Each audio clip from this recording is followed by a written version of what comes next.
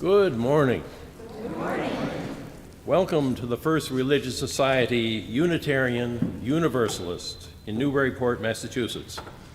My name is Art Henshaw, and if you are joining us for the first time, welcome. We are glad you are here.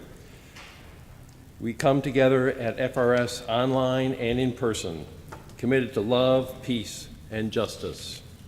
Our mission and our invitation to all of you is to come as you are, journey together in love, act with courage, transform our world.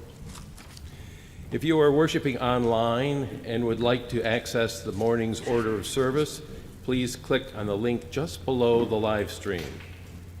If you would like a large print order of service or hymnal, please ask an usher and they will be happy to help you.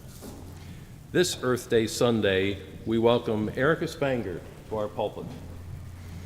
Erica is the Director of Strategic Climate Analytics with the Union of Concerned Scientists, UCS, where she researches, writes, and speaks about U.S. climate change risks, resilience, and the urgent need for bold leadership and action.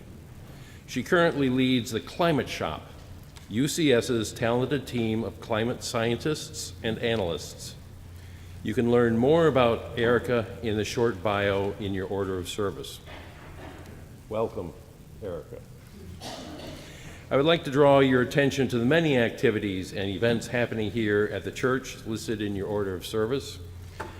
In particular, next Sunday, April 28th, following the service at from 11:30 to 1 p.m. in the lower meeting house, join an all-ages Trashin' Fashion workshop.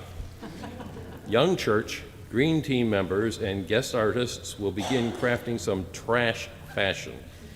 We'll provide inspiration, support, supplies, and pizza.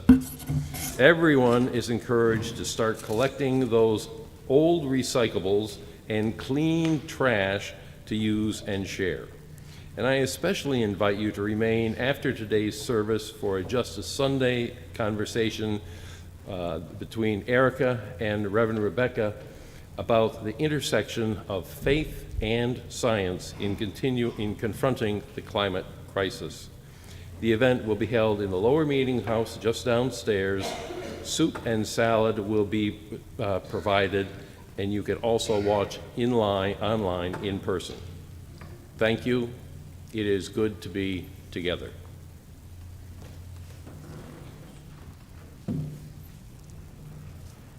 It is indeed good to be together on this glorious spring day.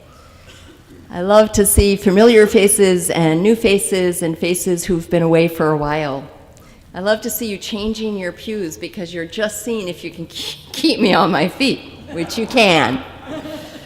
It's really good to be here, and I know we're in for a big treat with Erica. It was such a delight to meet with her before this service, get to know each other a little bit, and I hope you can stay after the service for soup and our conversation.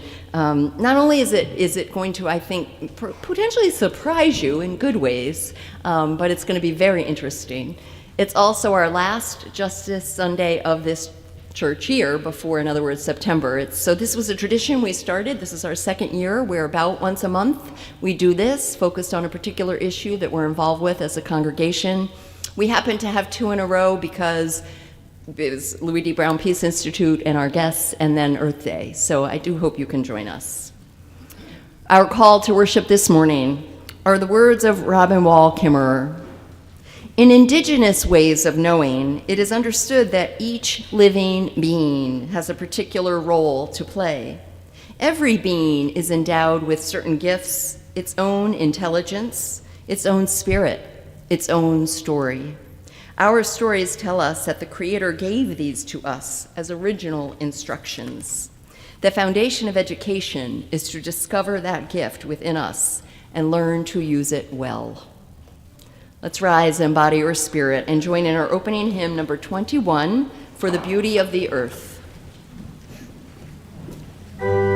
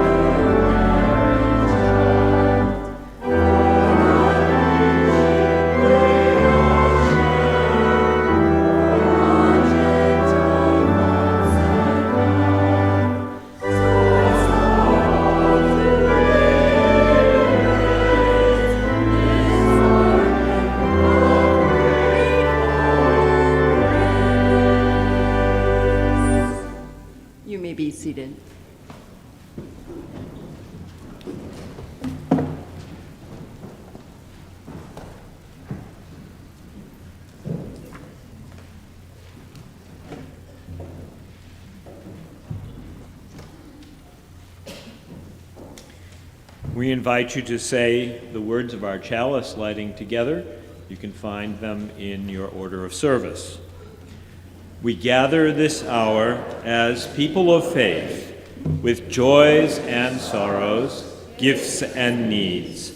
We light this beacon of hope, sign of our quest for truth and meaning, in celebration of the life we share together.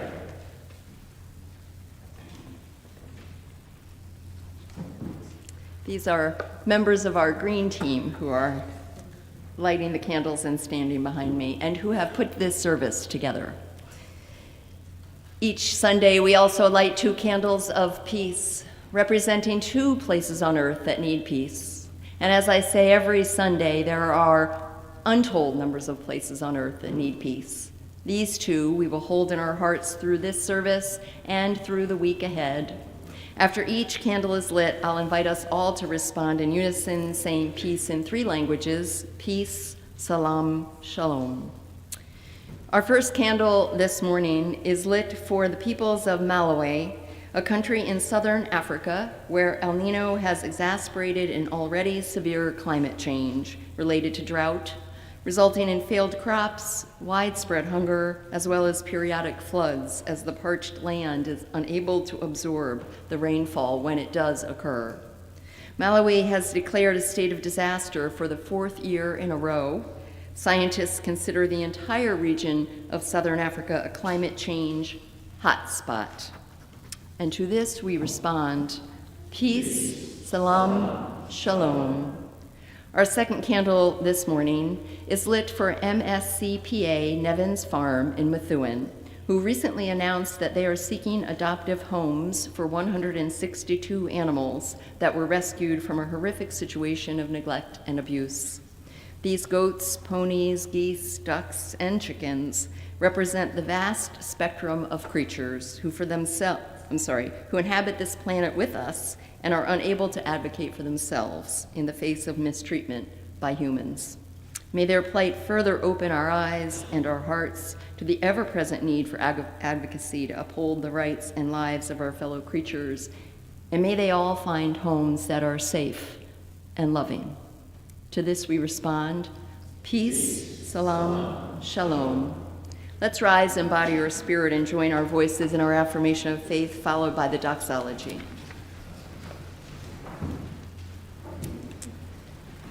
Love is the doctrine of this church. The quest of truth is our sacrament, and service is its prayer. To dwell together in peace, to seek knowledge in freedom, to serve all creation in fellowship, to the end that all souls shall grow into harmony with the divine. Thus do we covenant with each other and with God.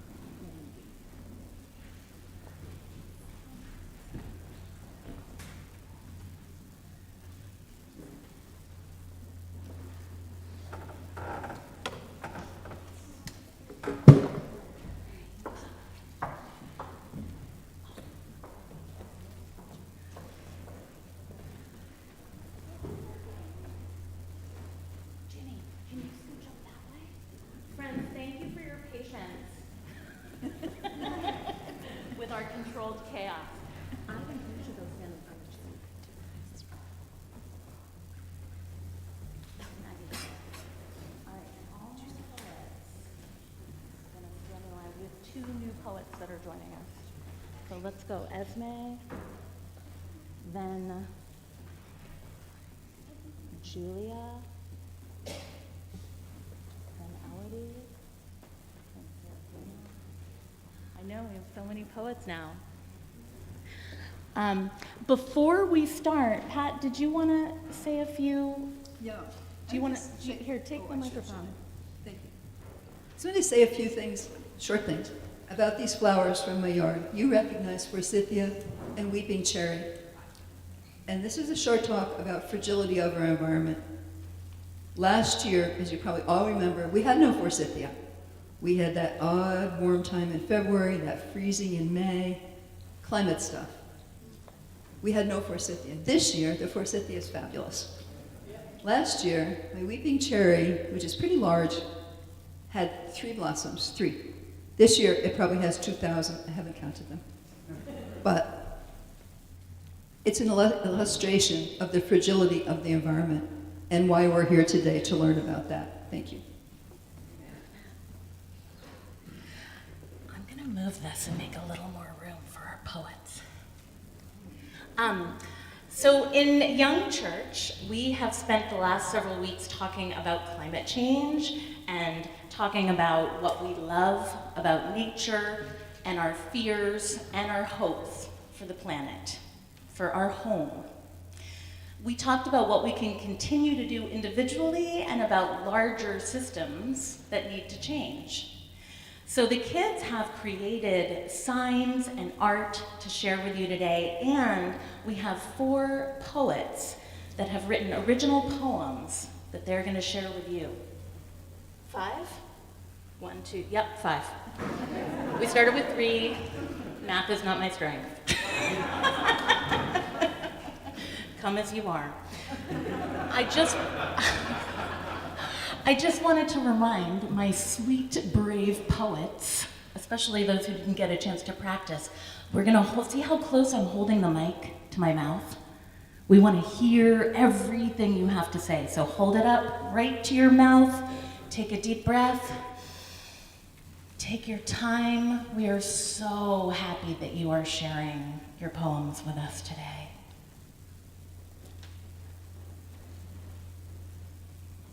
If cats were in charge of the world, air pollution would be an illusion because cats do not drive cars. We wouldn't have to cut down trees for our beds because they would be made of cloth and fluff if cats were in charge of the world. The only type of litter would be kitty litter if cats were in charge of the world. We wouldn't burn fossil fuels because cats do not heat their houses. They leave that to their fur. The world would be a better place if cats were in charge of the world. Thank you.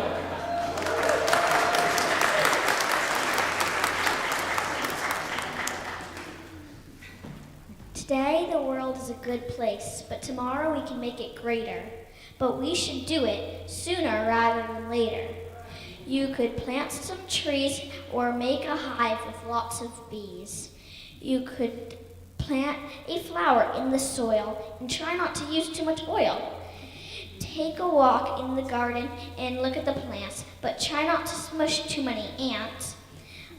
When you're going to school, instead of taking a car, you could ride a bike if it's not too far.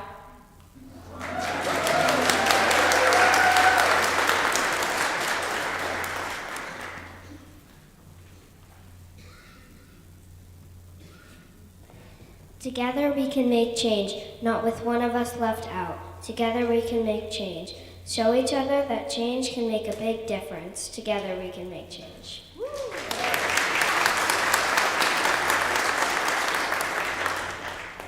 We love our Earth, and please don't leave trash on Earth. I bet that Earth has feelings. Just because someone can't talk doesn't mean they don't have feelings. Animals, people, you care about them, right? So you should care about Earth, which includes grass, trees, that stuff. Bye, thank you. Oh, and Earth is peace and hope. Bye.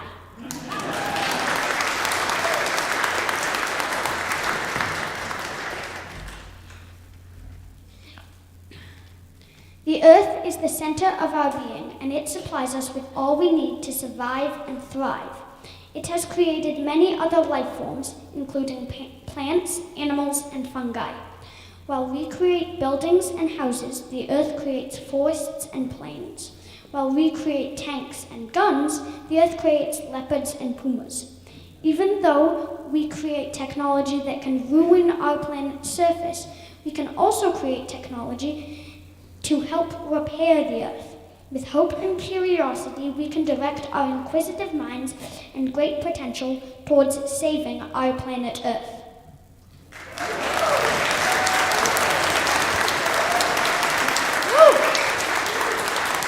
The mouths of babes.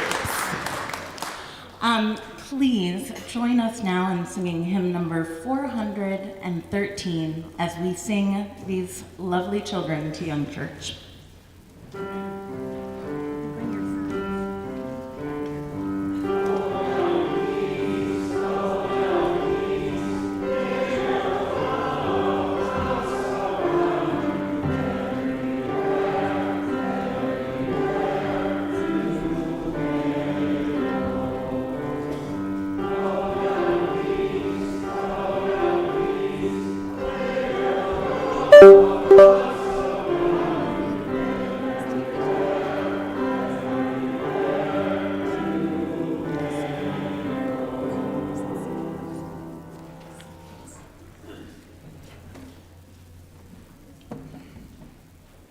Good morning.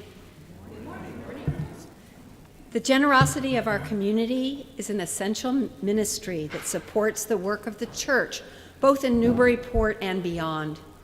Each week, 50% of the Sunday offering, not designated as a pledge, goes to a local community partner engaged in important efforts to transform our region. The April shared collection goes to support Emmaus. Every year, Emmaus serves more than 2,000 homeless women, men, and children from the Merrimack Valley and the North Shore. On any given night, roughly 300 people call Emmaus home. More than 80,000 meals are served yearly to shelter residents, and many housing and program participants receive emergency food from Emmaus's food pantry. 91 cents of every dollar raised goes directly to Emmaus programs. To give online, please use the link in your order of service or below the live stream. You can also make a contribution by text, and of course you can always mail a check to the church as well. Thank you. The offering will now be gratefully received.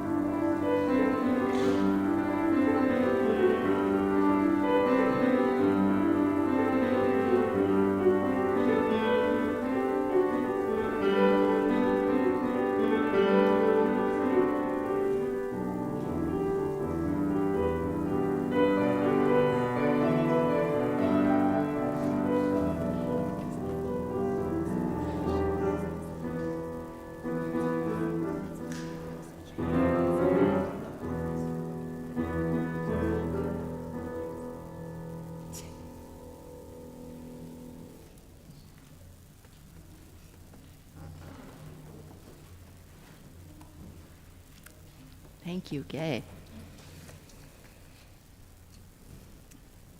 This is a time in our service each week when we take a few moments to share the joys and the sorrows, the hopes and celebrations of our beloved faith community. Tom Himmel, our pastoral care associate this morning, will be lighting candles as I share these things. We light a candle of sorrow and of blessed memory as Florence Mercer shares with us in a sad heart the death of longtime FRS member Judy Shivik. Judy loved FRS and served in many capacities, not the least of which was as an OWL, or Our Whole Lives teacher. She was a wonderful teacher and a great supporter of public education. She leaves her 2 daughters and many friends who will miss her steadfast, shining light.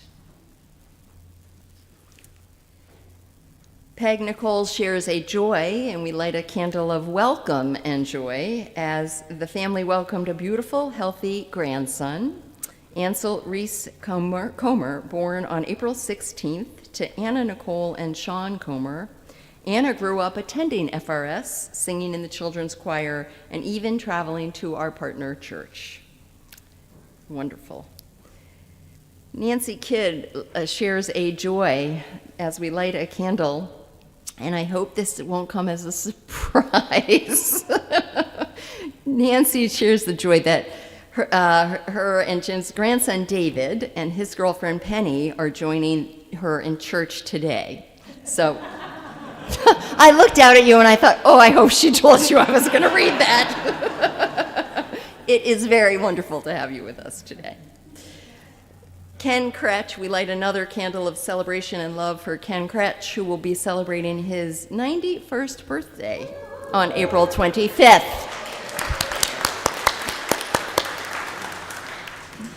So Ken writes, and I quote, and I will always read what you write, so he wrote these words. I started coming to FRS in 1971 as a member of Barbara Owen's Candlelight Choir and sang for the next 30 or so years, while at the same time I pursued my journey with God. In 2005, I finally realized that here at FRS was where I belonged, although I didn't join the church until after Reverend Rebecca came. What took you so long, Reverend Rebecca?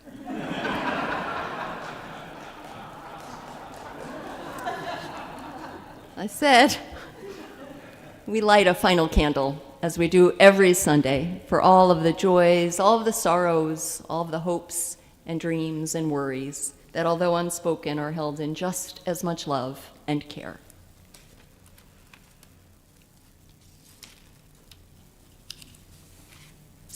I invite you now into a minute or two of contemplation, meditation, prayer. The story I'm sharing with you this morning comes from the Center of Action and Contemplation. It was written by a woman named Donna Lee, and I offer it to you as a true story and a meditation.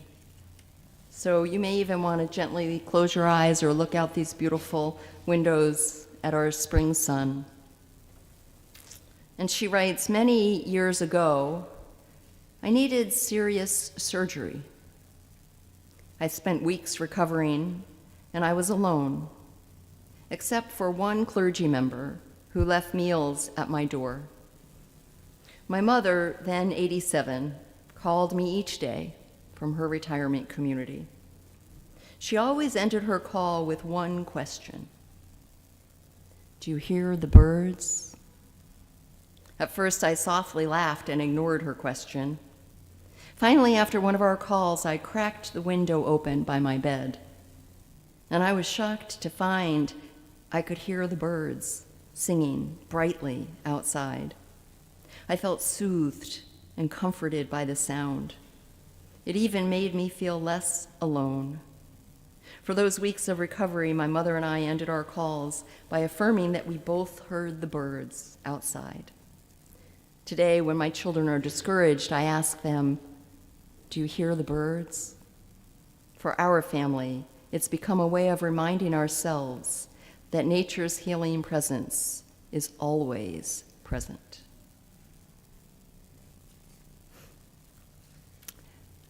Amen.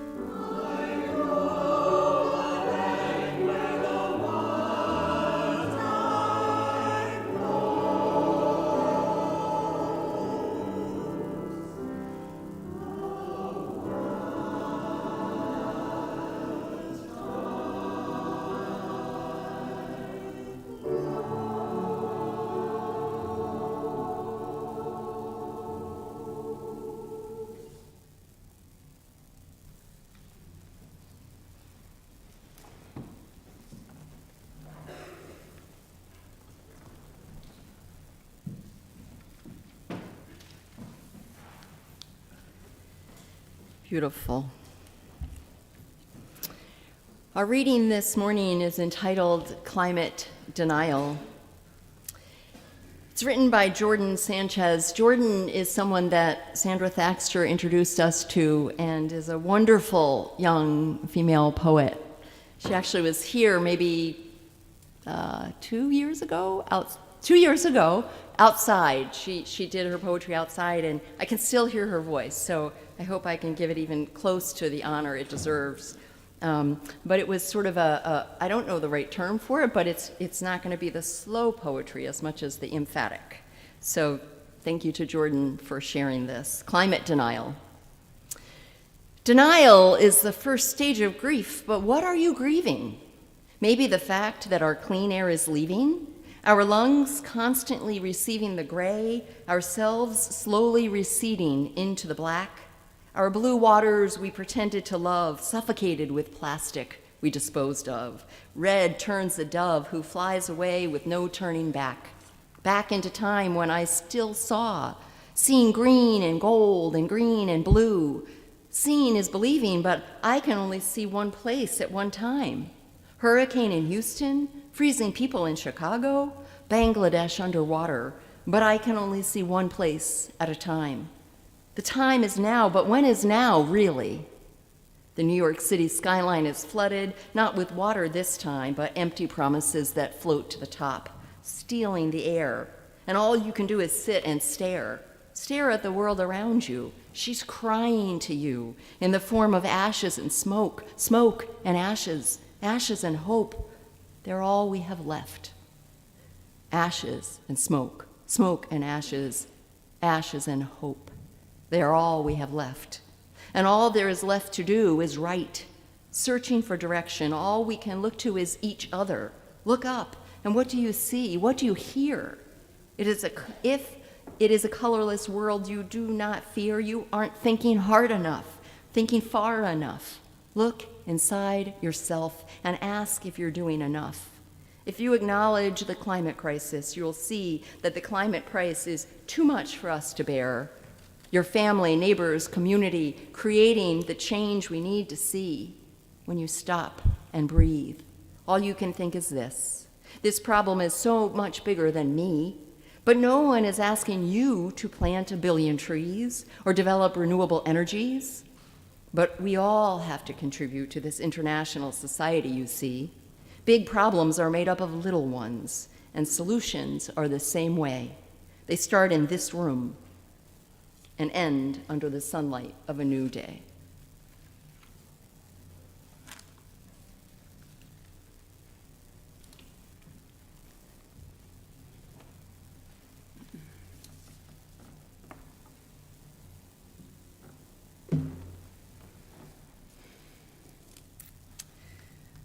Thank you, Reverend Rebecca, for that powerful reading and for welcoming me here today.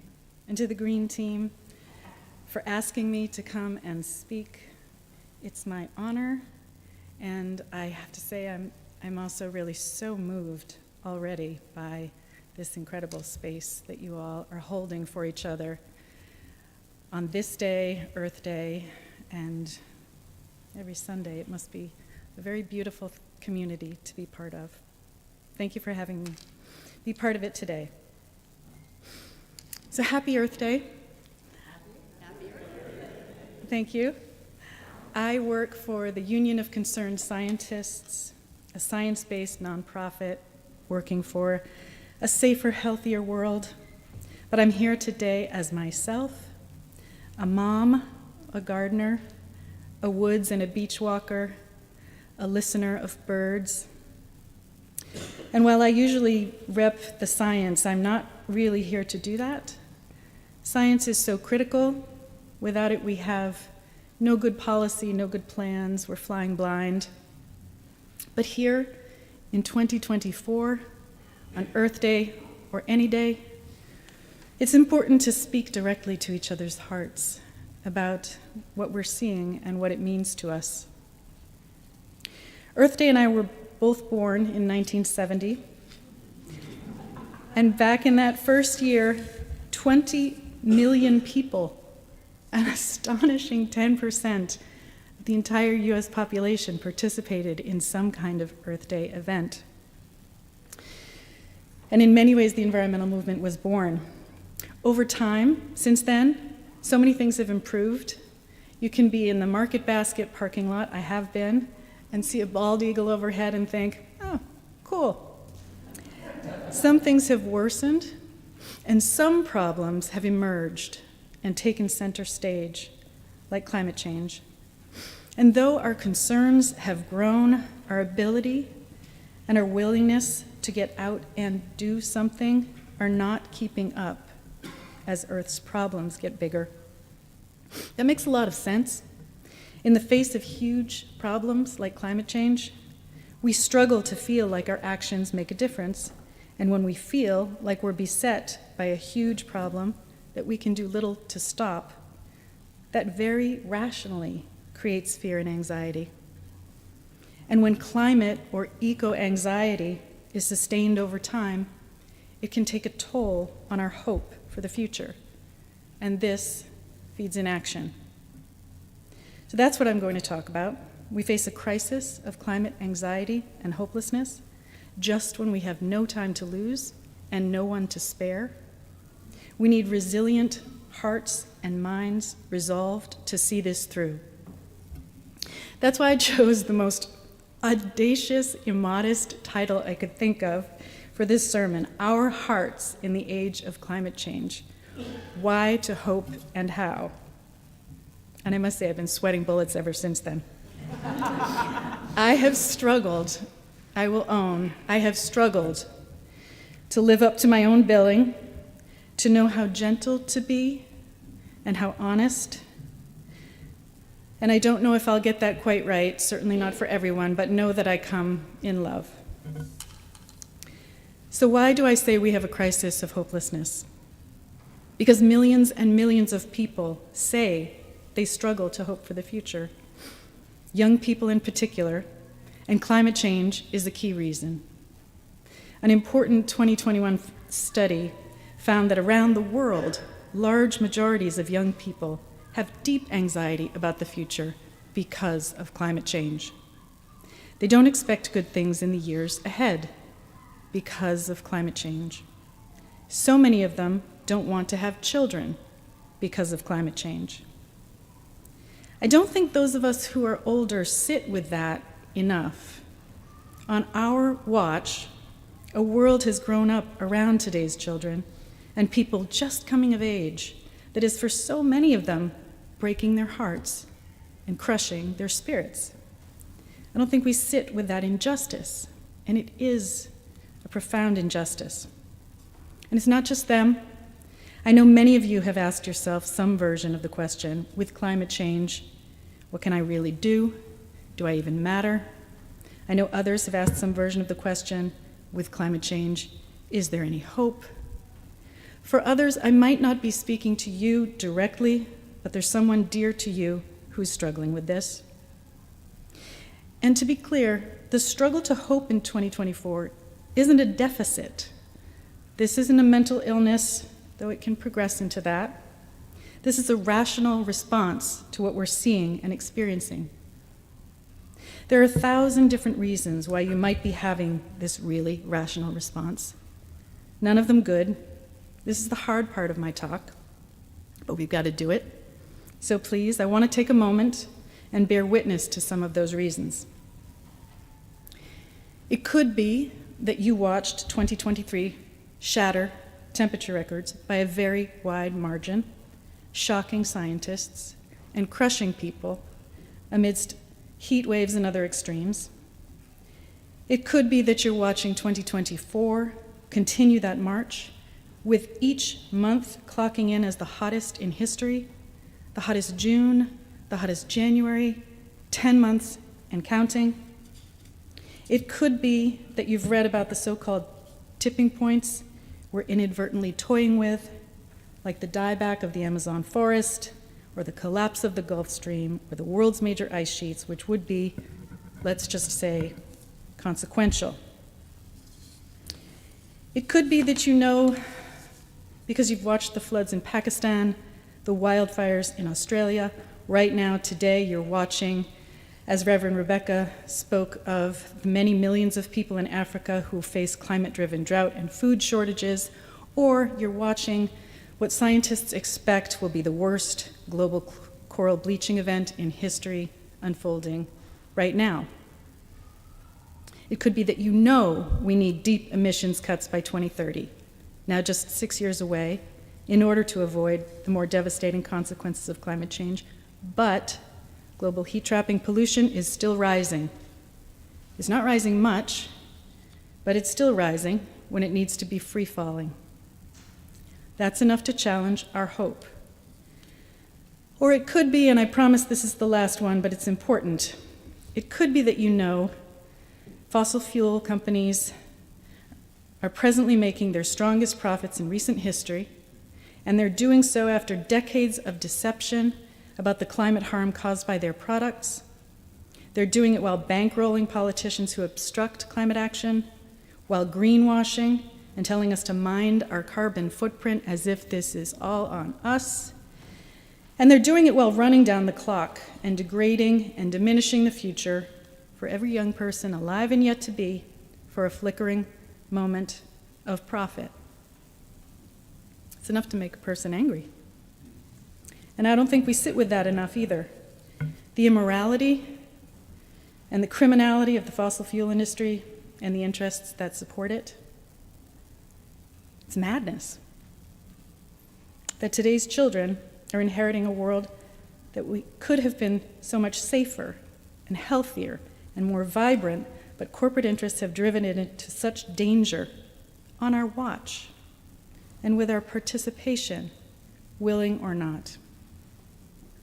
I feel for us in this, because in truth, we're not so well built for a problem like climate change. It's so big, it's so long-term, it's so everything. Our minds struggle to hold it all, to see its true significance, and to see how we can change and respond to something at such a scale. So I think we can be forgiven for asking those questions. What can I really do? Is there hope? Okay, so I think that was the hard part, and my apologies, but we have to do it. Time's a waste and the candy coating days are over, and now I want to talk about why to hope. There are so many reasons. You surely have your own. Here are just a few that I chose to lift up. We should hope because there's still time, and every 1/10 of a degree matters. On the time part, there's not much. You know that dream we've all had where it's the night before finals and we've been blowing off class for months?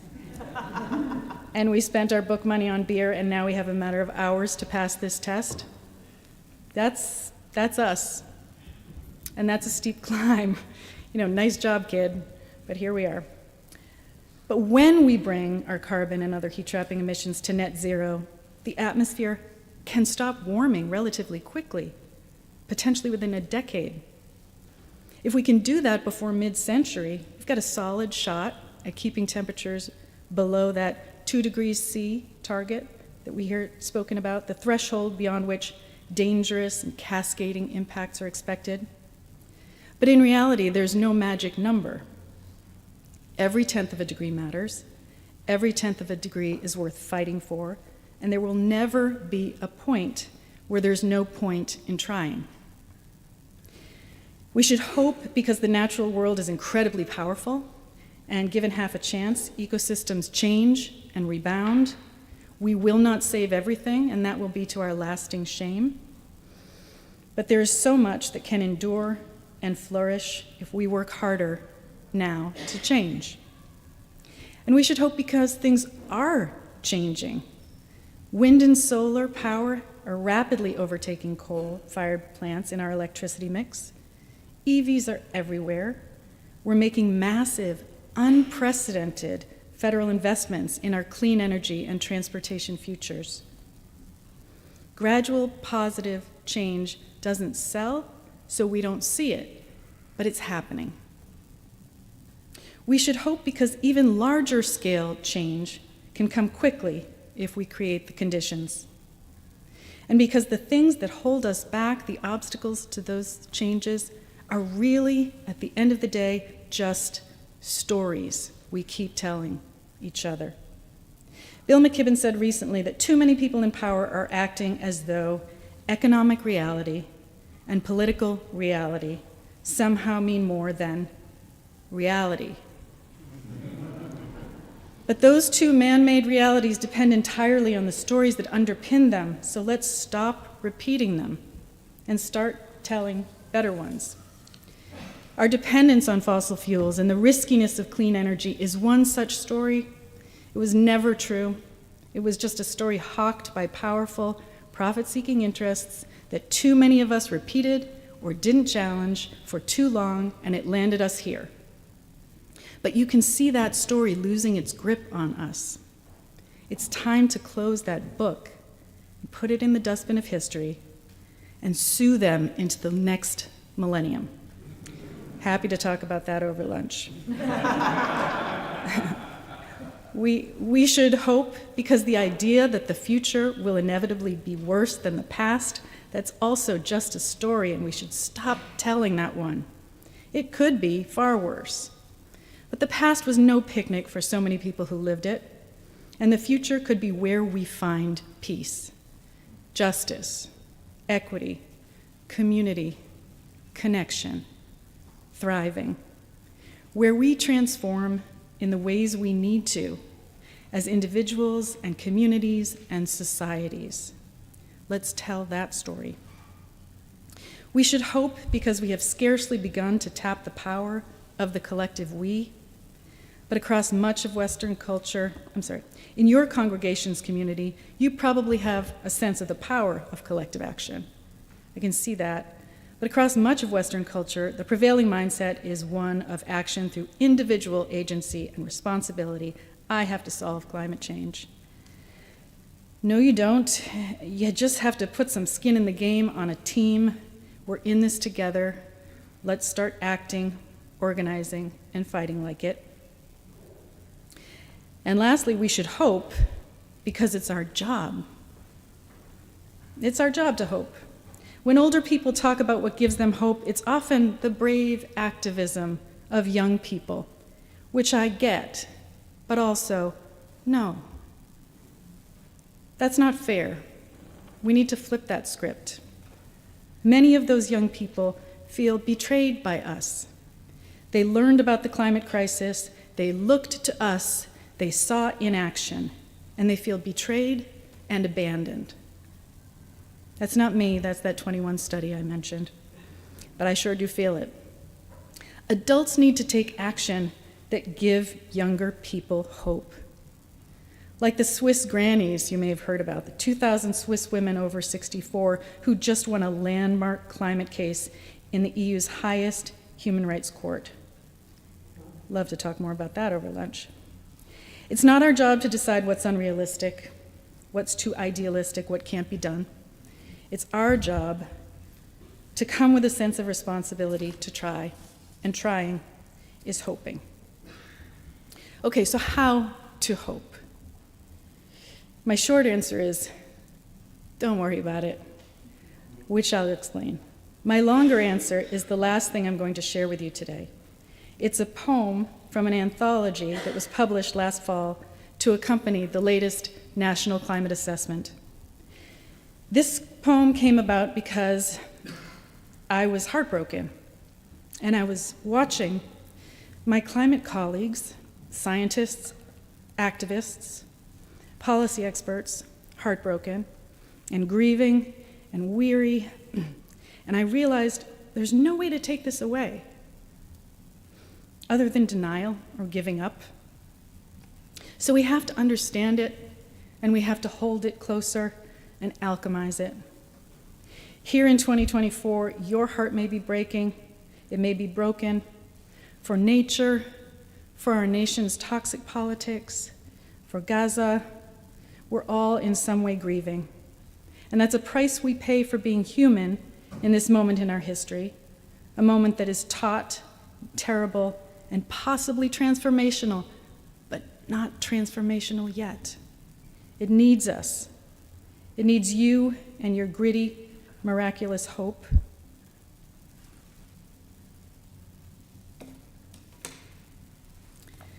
And now, if you'll indulge me, I'll read that poem called You, My Weary Friend. Thank you for listening. It was the reefs at first. I can see your face. Kaleidoscopic dreamscapes of infinitesimal architects, a biologic blockbuster that suddenly must end. You said, tell me there's another galaxy with coral. It was the bears too, but you don't say so. Apex beasts in white, prowling the ice at the top of the world. You said, Milky Way, top that. Are a done deal, and somehow cliche, so you spare yourself the mocking of your broken child heart. It was them and the rest, and suddenly was everything that makes the world shimmer and always made you know why you came here from dark nothing.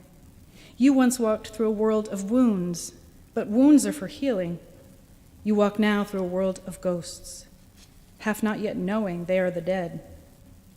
Until the toad climbs from the cloud forest muck to chirp his springtime call and no one in the wide universe answers, you said, then he knows. And I thought I glimpsed a ghost of you. You felt it grow thin, you started to grieve, to rage, and sometimes to panic, looking for the door or the way off this ride. You felt it tear, and suddenly it was too late. All those fights, long and frantic, were over and lost, and then you didn't feel it at all. It was gone, sublimated from your soul like vapor from ancient ice. But listen, it's not that easy to lose hope. In English, we say, hope springs eternal. In Russian, it's hope dies last. It's the same unbidden pulse. In this world, if you love anything, you hope. You move. You press. You keep. You don't even get to decide. You can watch the leaves fall from your hope, a bird here, a town there, a glacier, its river, their people.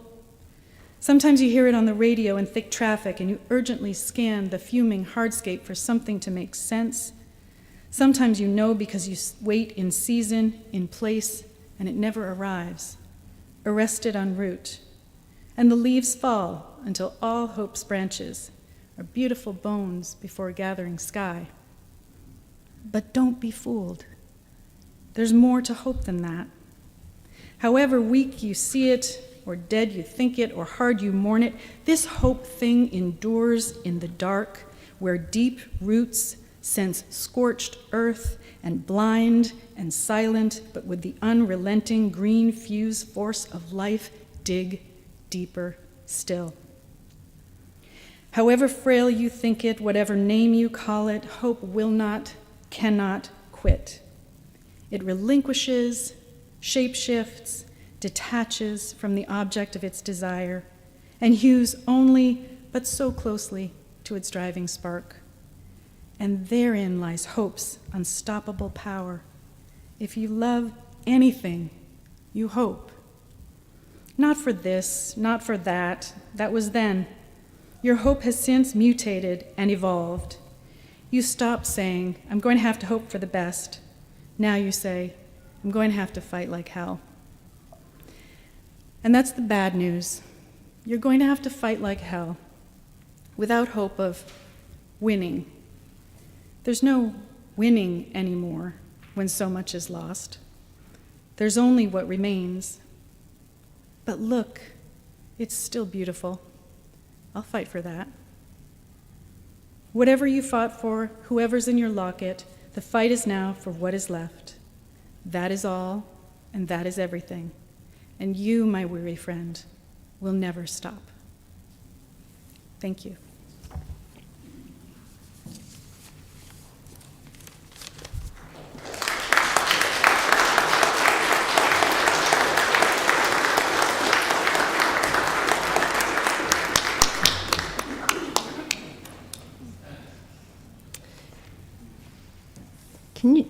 Can you just join me in doing that again, please?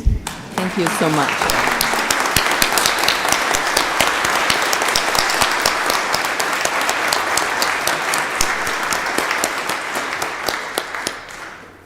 What an amazing testament. And as I said, I hope you'll join us downstairs to hear a conversation and ask your own questions to either or both of us.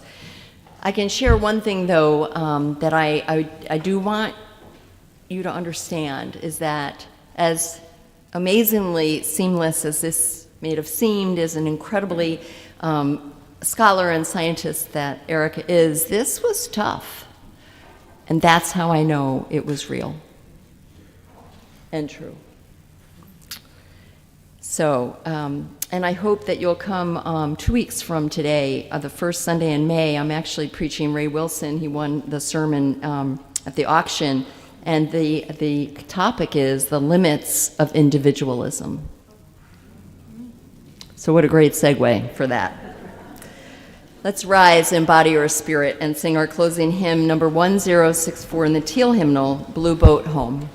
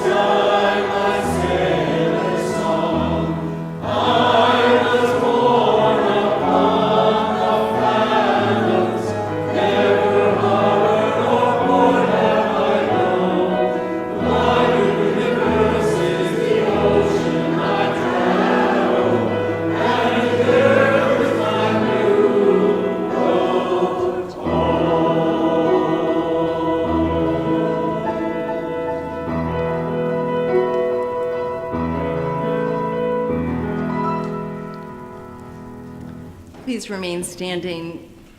You know, at every memorial service, we do not extinguish the chalice because the light and the legacy and the resiliency lives on. So this morning, we will not extinguish the chalice because the light, the resiliency, and the hope of our earth and all of Earth's creatures will live on. But let's join our voices in our unison benediction. May the love which overcomes all differences, which heals all wounds, which puts to flight all fears, which reconciles all who are separated, be in us and among us now and always. My friends, as we go from this beautiful space and this beautiful place of love and hope and truth and resiliency, go forth lifted, go forth comforted, go forth knowing that we are deeply interconnected with each other, with all that is around us, with the universe, with the earth, with her creatures. And on this Earth Day, go forth in hope and be that hope. Celebrate the beauty and the miracles and allow us to remind others that though we need to hold truth, we do not need to give in to despair.